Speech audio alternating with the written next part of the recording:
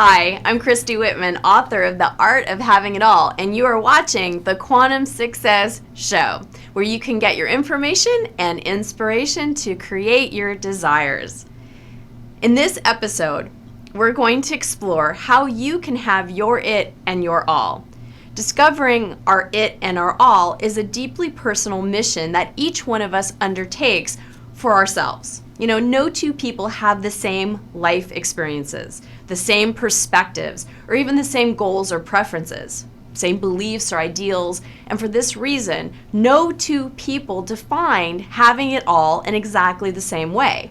Each and every one of us is a unique expression of the divine, and despite what we may have been socialized to believe, we don't all want the same things. Let me say that again because it's really important. We don't all want the same things. I know many people who thrive on devoting a lion's share of their time and attention to their careers. For them, work is a primary source of empowerment, self-esteem, and the fulfillment that they really derive from this area spills over into all others. Some people are wired the exact opposite, and having it all for them is really centered around building a happy marriage and family. And I know women for whom friendships with other girlfriends are a major source of fulfillment, and others who get those special needs met through work or political activism and other outlets like that. There are a growing number of women and men who are consciously deciding not even to have children and to channel their energy instead into building a different type of community or into a life of philanthropy and service.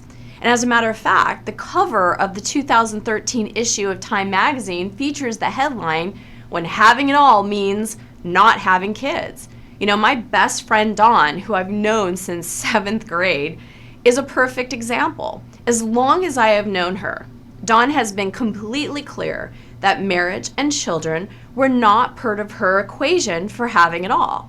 Acknowledging that was her decision and was a conscious decision made totally by her own design, she then successfully attracted a partner who shares those values. Although they have never been married and they have never had children, they have been creating a beautiful and happy life together for over 21 years. So having it all is having everything we desire in each aspect of our own self-expression and in the proportion that is perfect for each one of us.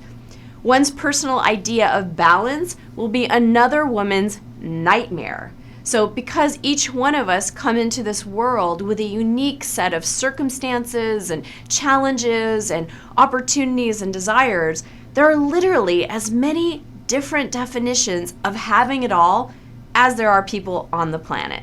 So even for the same person, our ideas about what we want out of life really change and evolve as we do from year to year, day to day, and from moment to moment. When I was single, a central component of creating my it and my all was finding my ideal partner. And once I magnetized Frederick into my life, I'll tell you that story in another episode. I'll go deeper in it also into the art of having it all. But I wanted to create a home with him.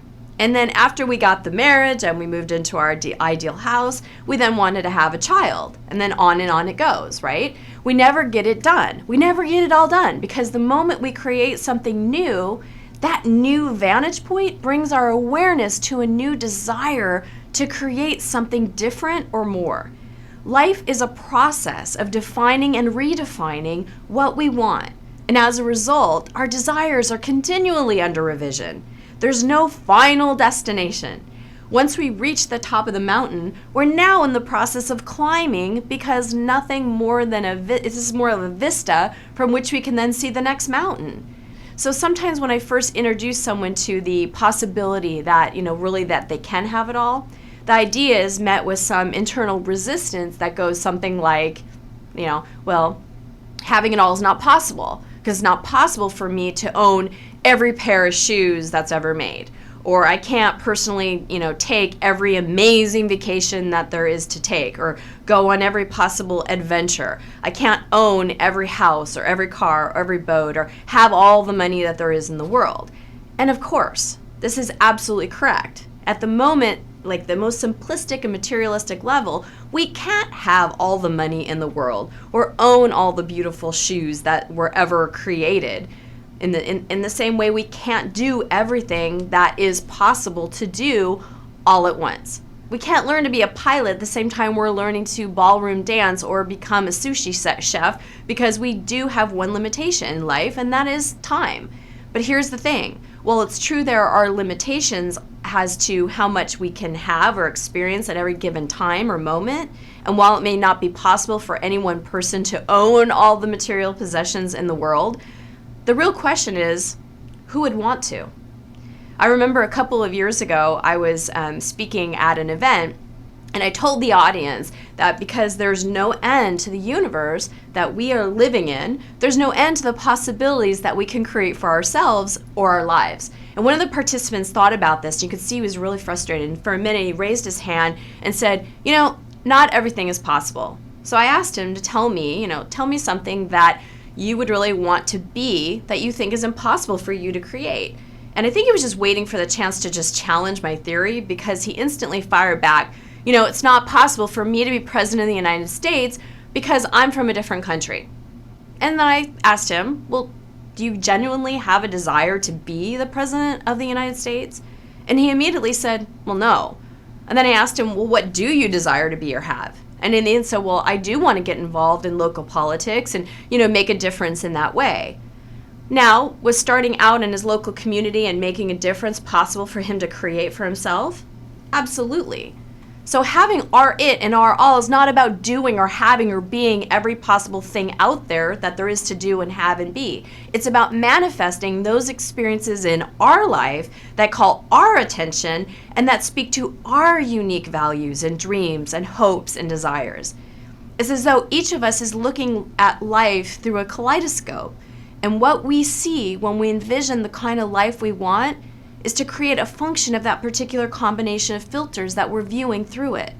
So another important thing to distinguish is that the way we define our it and our all varies not only from person to person and from decade to decade, but also exists on very two different levels simultaneously. First, there's a materialistic dimension of how we want our lives to look on a purely physical level, the condition of our bodies, our homes, our relationships, our finances, our careers, etc. And then second, there's the non-physical dimension of having it all, which is the internal feeling and experience we have about ourselves and our lives. Both dimensions are important, and as you learn, the inner experience of having it all is what allows us to attract and receive and enjoy the outer manifestations. Having it all in a material sense is simply a matter of identifying the aspects of life that we value the most and then deciding how we want those aspects to be. So for example, I have it all in the physical sense when my body is healthy and toned and I'm full of energy and at the proper size to fit into my clothes. I have it all when my husband Frederick and I are relating in a way that's intimate and vulnerable, when we're bringing out the very best in one another, laughing a lot and enjoying the journey of being co-creators as spiritual companions, lovers, parents, business partners, and friends. I have it all when my communication with my kids is fun and flowing, and when I'm patient and present, and I have the experience of being deeply connected to them and to me. I have it all when I feel the complete support of all the amazing people who I work with. I call them my amazing dream team, and an idea will be born within me, and then the perfect person will come along who takes joy in helping me bring it to fruition. I have it all when I can be with my parents, free from any tinges of resentment or from wanting to change them, and I'm able to simply enjoy them and find the time that I have left with them. I have it all when I'm attending the annual charity event for the hospital that saved my son Maxim's life, and I'm in a position to give generously to such a worthwhile organization. So sometimes the experience of having it all bubbles up inside of me when I recognize the simple ways in which I am truly blessed. Like a couple of months ago when I was hanging out in one of my favorite cities, Chicago, with my dearest friend, Dawn, having lunch with my boys at one of my favorite restaurants, Penny's Noodles, yum, and ordering a Cosmo to celebrate the occasion. Other times the feeling manifests in responses that seem perfectly balanced. Like I managed to get great workout in. I spend quality time with both my boys and with Frederick. And then I also contribute to my business in a way that leaves me inspired and fulfilled. And because my work is all about teaching abundance, for me, another important aspect of having it all is creating wealth in a material sense. Being free of debt, having enough money in the bank to be able to purchase what I want when I want it. To invest a large amount of money each year to grow the wealth and to give freely to those that I love. In the area of my self-expression and career, I have it all when I know that my creativity and my talents and my passion are being channeled productively and in a way that makes a difference in the lives of those who are drawn to my work, like you. So when these external conditions are present in my tangible physical experience, I experience a sense of personal fulfillment because these conditions remind me that I have the power to deliberately create my outer reality to align with any inner desire. And yet, this is a big yet.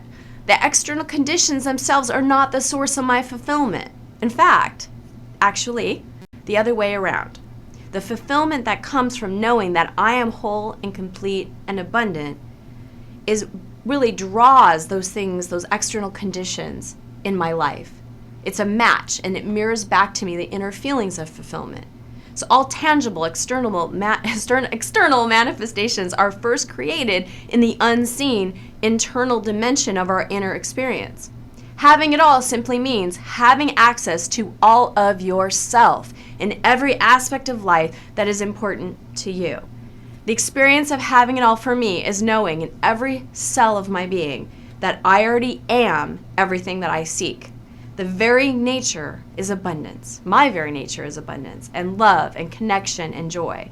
And when I am aligned and vibrating in alignment with this truth, I am full of myself in the good way, in the pure sense, not full of ego, but full of my original nature and allowing the highest expression of myself to come forth.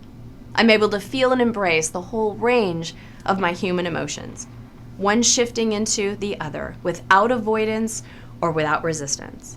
I'm not attached to other people's opinions or trying to gain their approval anymore. My feel good is not dependent on the way anyone else behaves because I know that I'm free to choose how I want to feel in any given moment. The inner experience of having it all is one of being fully connected to the life force that is the source of all manifested things, to know and feel that we are an integral part of that source and all that is. It's being here, present, awake, alive, not blocking or cutting off any aspect of ourselves, but allowing all aspects of who we are to be seen and to shine. This is the true joy in living, because without this inner connection to ourselves, our outer accomplishments are shallow and fleeting. They entertain us momentarily, but they don't really nourish our souls. This explains why in the world of outer appearances, we can have all the things that we think will make us happy and still feel empty, restless, unfulfilled, or discontent inside. So how do you define having it all? What does it look like in all aspects of your life? Please leave me a comment, and I really want you to tell me, how has this information really impacted you? Let's continue the conversation. And as always, if you haven't already done so, please go to ChristyWhitman.com and join the family. And if you like this video, please share it with your friends and family. And just remember, the universe is friendly and is always working for you. It's always supporting you in whatever you are asking for. You ask by your energy and vibration that you're sending out. And you can have your it and your all as you define it, as you want it. So start looking for your own having it all moments, and have a great week. I am the artist of my painting. I am the driver of my car. I am the director of my play. And baby, I'm the star cut. Are you ready to have it all? When you pre-order your copy of The Art of Having It All today, not only will you get instant access to the digital ebook version that you can read right now, but you'll also get access to over 102 other celebrity interviews where they share their secrets on how they created a life of having it all. Click the link below to discover how you can start having it all right now.